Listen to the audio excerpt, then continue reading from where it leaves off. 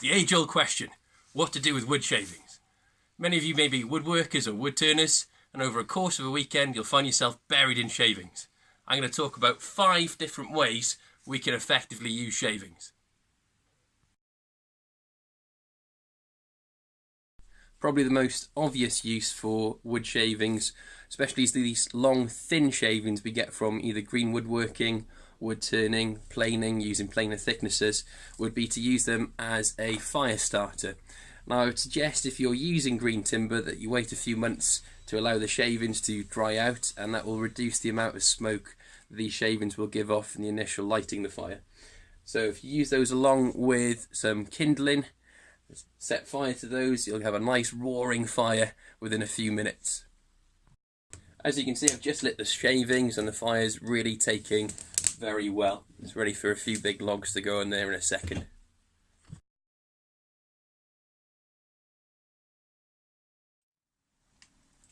Another way we can use our long shavings is to pack them into a hamper. And this is a nice way of presenting a few different gifts at Christmas time. So you can pack them there around the shavings, put a bit of cellophane over the top, and that's a lovely sort of presentation basket then for a Christmas present.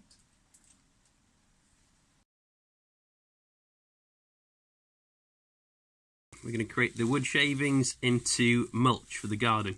Now an easy way of getting the wood shavings out of your workshop into your garden is to get yourself a shovel and a wheelbarrow and shovel the shavings into the wheelbarrow so we can compost them and make them into mulch. Right, as you can see, I've shoveled the shavings into this pot from the wheelbarrow, and I've added water and left it for about 2 months, and that allows the shavings to decompose and break down into this mulch. Now there are several advantages of using mulch in your gardening. First of all, it allows the soil to retain water, which is really good for those hot summers, and especially if you're growing vegetables. It also reduces winter damage to any plant bulbs because it's retaining that water and prevents it from frost. It's also adding fertility into your soil.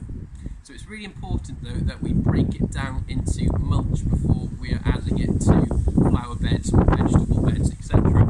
The main reason for that, if you have fresh shavings, they'll be very high in nitrogen. Now added nitrogen directly into your soil without breaking it down can actually lead to long-term stunted growth of plants or vegetables. So it's really important that you break it down into mulch first.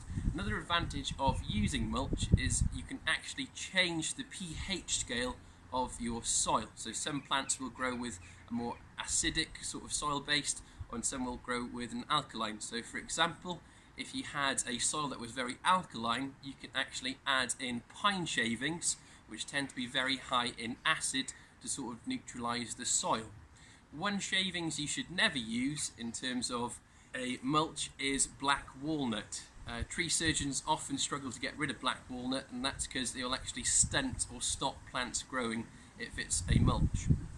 Another thing you should be aware of if you're using spalted timber or any timber with a fungal disease, try not to use that as mulch as well, especially if you've got trees near where you're putting it in the soil, because that can actually impregnate into the roots of trees and help spread that disease.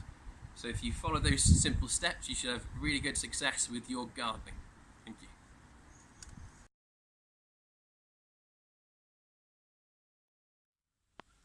Another use for wood shavings would be to use them for animal bedding.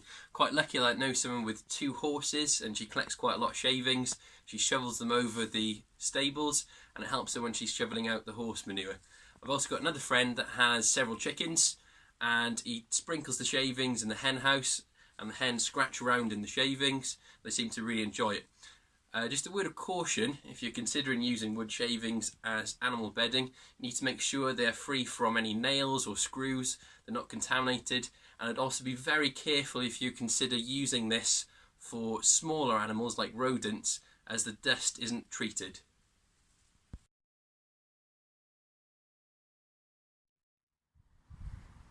Right, now another really effective way we can use our wood shavings is to create them into a pulp and then compress them. So I've got my wood shavings, I've added to a bucket, added a little bit of water, and we're going to use some shredded paper. So it's a good way of getting rid of your confidential waste. So the paper itself has starch into the mix, which we can mix in with just an ordinary paint panel mixer and an electric drill. So we can have more of this, and it tends to mix in quite nicely, but it's like a sloppy, slurry mixture if you want. I'd avoid doing this in the house if I was you.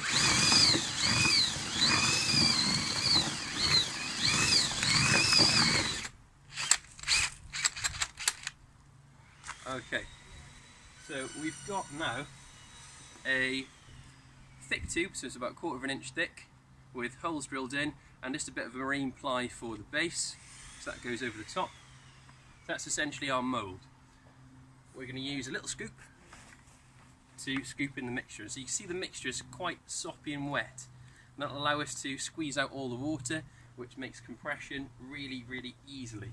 So it's just going to go into the mould. You want to try and get it as full as possible, and you're going to want to press this together. Now there's several ways you can do this. You can get an old car jack, but this press has actually been designed and taken from Engineers Without Limits website, and I'll leave a link in the description below. It's very basic and easy to use, and it can be made free if you've got a load of old bits of timber knocking about.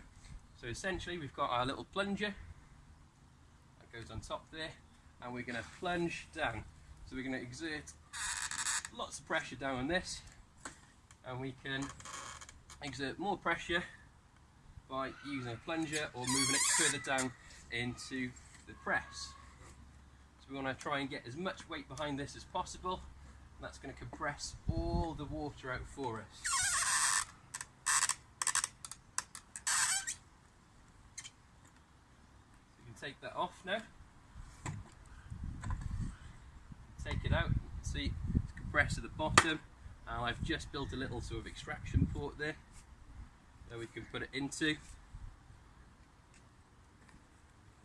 and push down, and we should have a briquette that's made up for us.